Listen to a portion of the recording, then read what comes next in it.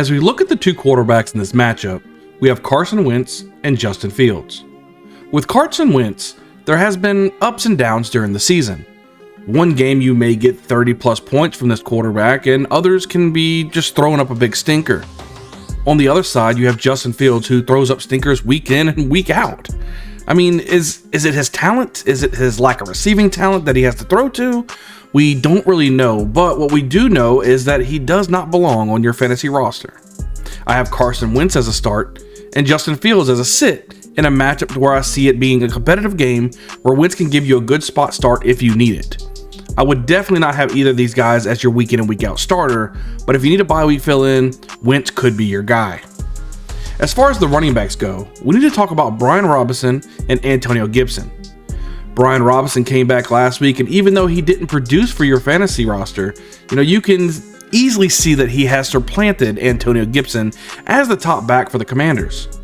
Before I can recommend a Commander running back for you to start, I'm going to need to see something from this backfield. There simply is not any points coming from this position. On the other side of the ball, we have David Montgomery and Khalil Herbert.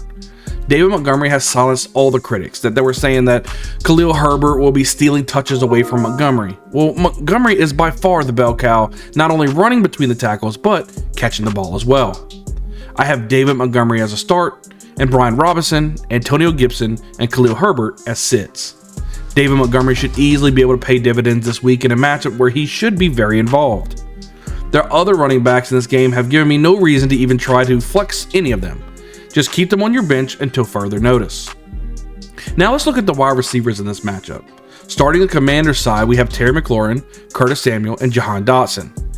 These receivers have been producing this year at a decent clip. More so McLaurin and Samuel, but Jahan Dotson has had more good days than bad days. You see, Dotson missed last week with a hamstring injury and is yet to be known if he's going to play this Thursday. Now we move on to the receivers with the Bears, and we're going to talk about Darnell Mooney and Equanimeous St. Brown. Neither of these receivers have had any luck this year with production.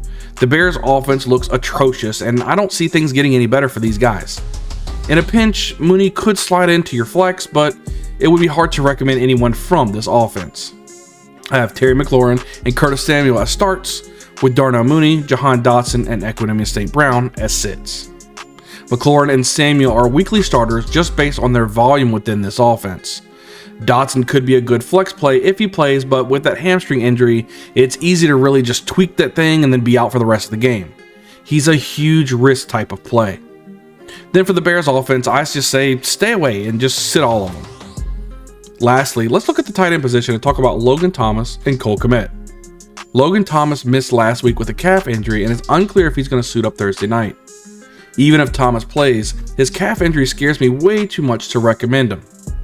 Cole Kmet was thought to be kind of a top 10 tight end coming into this season. He's now kind of the laughing stock of the tight end position. I have both Logan Thomas and Cole Kmet as sits for this matchup. There's a massive risk in these two guys, and he should be avoided this week. Look elsewhere for production in week 6.